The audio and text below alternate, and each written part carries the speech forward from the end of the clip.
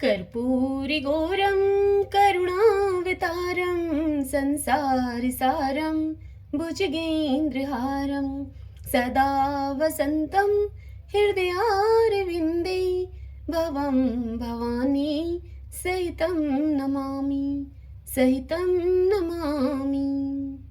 श्री शिवाय नमस्तोभ्यम। आप सुन रहे हैं श्री शिव महापुराण कथा रुद्र संहिता के चतुर्थ खंड कुमार से। आज की कथा में हम सुनेंगे स्वामी कार्तिक और गणेश जी की बाल लीला, दोनों का परस्पर विवाह के विषय में विवाद करना, शिव जी के द्वारा पृथ्वी परिक्रमा का उनको आदेश देना, तदंतर कार्तिकेय का प्रस्थान करना, गणेश जी का माता पिता की परिक्रमा करके उनसे पृथ्वी परिक्रमा स्वीकृत कराना, विश्वरूप की सिद्धि और बुद्धि नामक दोनों कन्याओं के साथ गणेश जी का विवाह और उनसे क्षेम तथा लाभ नामक दो पुत्रों की उत्पत्ति, कुमार का पृथ्वी परिक्रमा करके लौटना और शुद्ध होकर क्रोंच पर्वत पर चला जाना, कुमार खंड के श्रवण की महिमा। आज के दिवस हम इस पावन कथा का रसपान करेंगे। तो आइए सर्वप्रथम भगवान शंकर और माता पार्वती का ध्यान करते हुए सभी बोलिए श्री शिवाय नमस्तोभ्यम।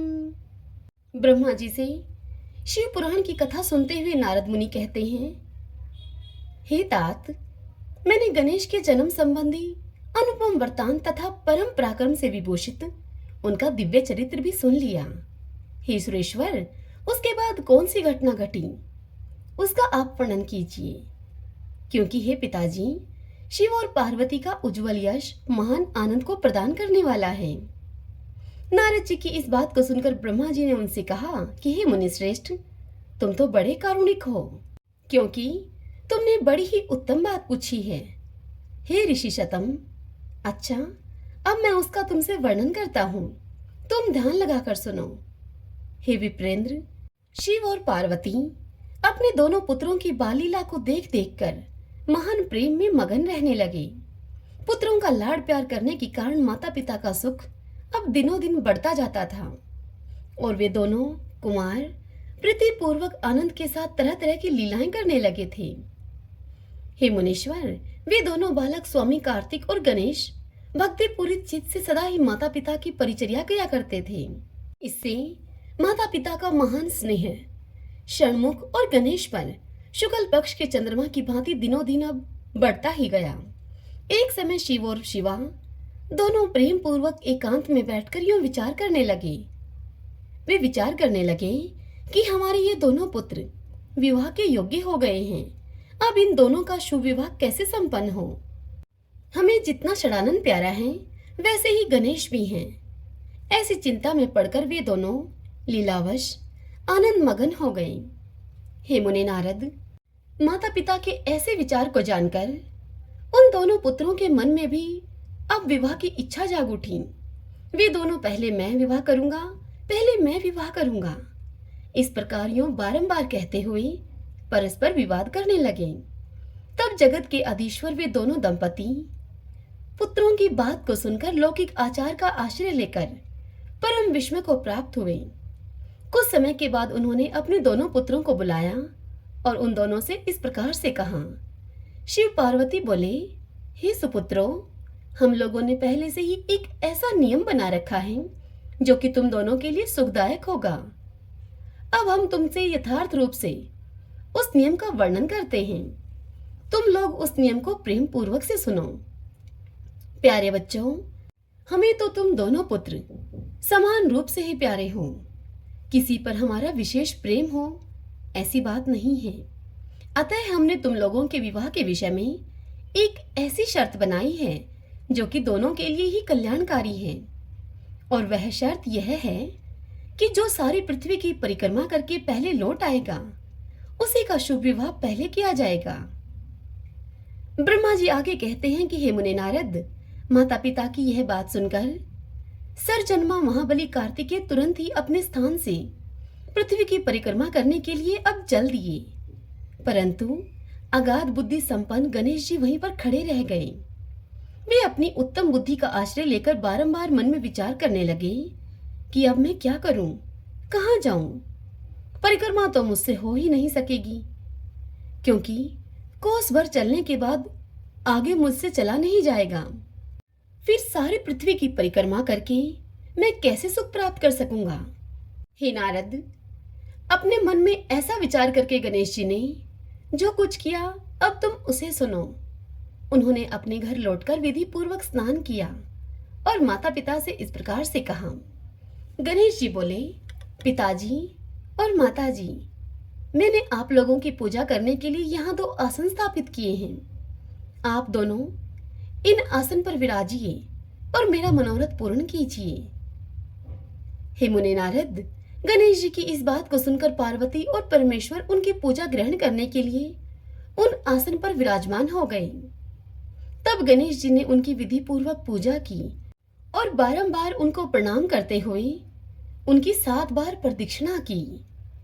हे बेटा नारद, गणेश तो बुद्धिमान थे ही। गणेश जी हाथ जोड़कर प्रेम मगन होकर माता पिता की बहुत प्रकार से स्तुति करते हुए बोले। गणेश जी ने कहा, हे माताजी तथा हे पिताजी, आप लोग मेरी उत्तम बात को सुनिए और शीघ्र ही मेरा शुभ विवाह कर दीजिए। हे मुने नारद, महात्मा गणेश का ऐसा वचन सुनकर वे दोनों माता पिता महाबुद्धिमान गणेश से बोले।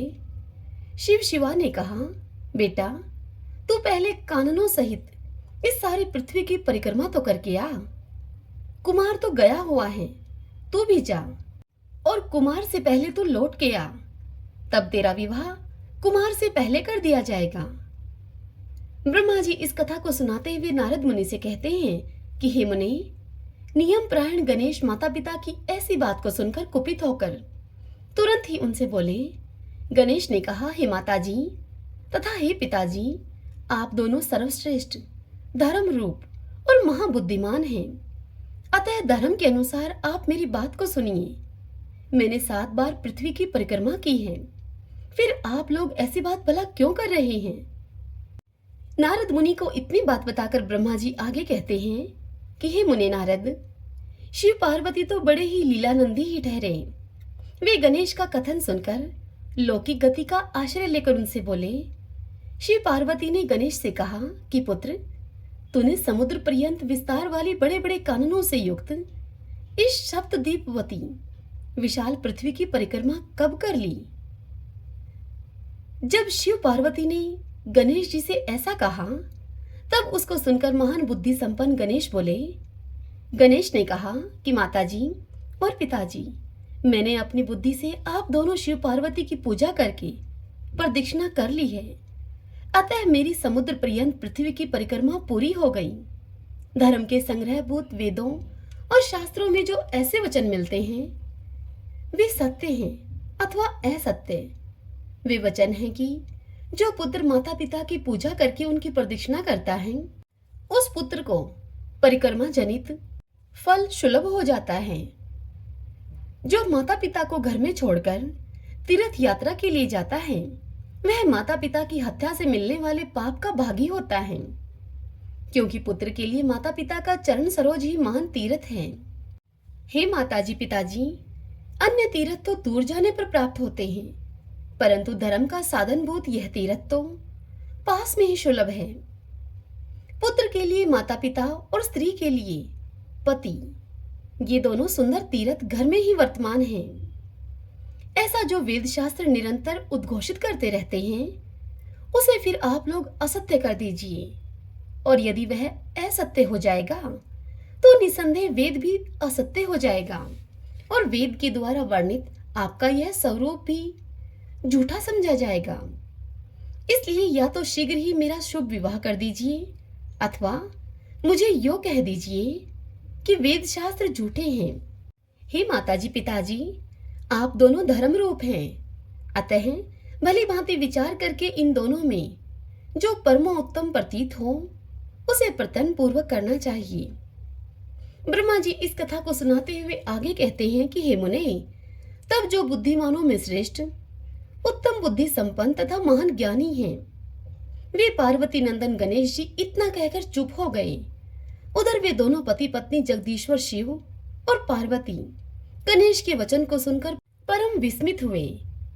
तदंतर वे यथार्थभाषी एवं अद्भुत बुद्धि वाले अपने पुत्र गणेश की प्रशंसा करते हुए गणेश से बोले। शिव शिवा ने कहा कि बेटा गणेश, तुम महान आत्मबल से संपन्न है, इसी से तुझमें निर्मल बुद्धि उत्पन्न हुई है। तूने जो बात कही है वह बात बिल्कुल सत्य है, अन्यथा नहीं है। दुख का अवसर आने पर जिसकी बुद्धि विशिष्ट हो जाती है, उसका दुख उसी प्रकार विनष्ट हो जाता है जैसे कि सूर्य के उदय होते ही अंधकार विनष्ट हो जाता है। जिसके पास बुद्धि है वही बलवान है, बुद्धिहीन के पास बल कहाँ। हे पुत्र गणेश, वेद शास्त्र और पुराणों में बालक के लिए धर्म पालन की जैसी बात कही गई है वह सब तूने पूरी कर ली। तूने जो बात की है वह दूसरा कौन कर सकता है। हमने तेरी वह बात मान ली है, अब इसके विपरीत नहीं करेंगे। ब्रह्मा जी इस कथा को सुनाते हुए नारद मुनि से आगे कहते हैं कि हे नारद, इस प्रकार से यो कहकर उन दोनों ने बुद्धि सागर गणेश को सांत्वना दी और फिर वे उनके विवाह के संबंध में उत्तम विचार करने लगे। इसी समय जब प्रसन्न बुद्धि वाले प्रजापति विश्वरूप को शिवजी के उद्योग का पता चला, तब उस पर विचार करके उन्हें परम सुख प्राप्त हुआ। उन प्रजापति विश्वरूप के दिव्य रूप संपन्न एवं सर्वांग शोभना दो सुंदर कन्याएं थीं, जिनका नाम सिद्धि और बुद्धि था। भगवान शंकर और गिरिजा ने उन दोनों के साथ हर्षपूर्वक गणेश का विवाह संस्कार संपन्न कराया। उस विवाह के अवसर पर संपूर्ण देवता प्रसन्न होकर वहां पधारे। उस समय शिव और पार्वती का जैसा मनोरथ था उसी के अनुसार विश्वकर्मा ने वह विवाह संपन्न किया। उसे देखकर ऋषियों तथा देवताओं को परम हर्ष प्राप्त हुआ। हे मुनि नारद, गणेश को भी उन दोनों पत्नियों के मिलने से जो सुख प्राप्त हुआ उसका तो वर्णन ही नहीं किया जा सकता। कुछ काल के बाद महात्मा गणेश के उन दोनों पत्नियों से दो दिव्य पुत्र उत्पन्न हुए। उनमें गणेश पत्नी सिद्धि के गर्भ से शेम नामक पुत्र पैदा हुआ और बुद्धि के गर्भ से जिस परम सुंदर पुत्र ने जन्म लिया उसका नाम लाभ हुआ।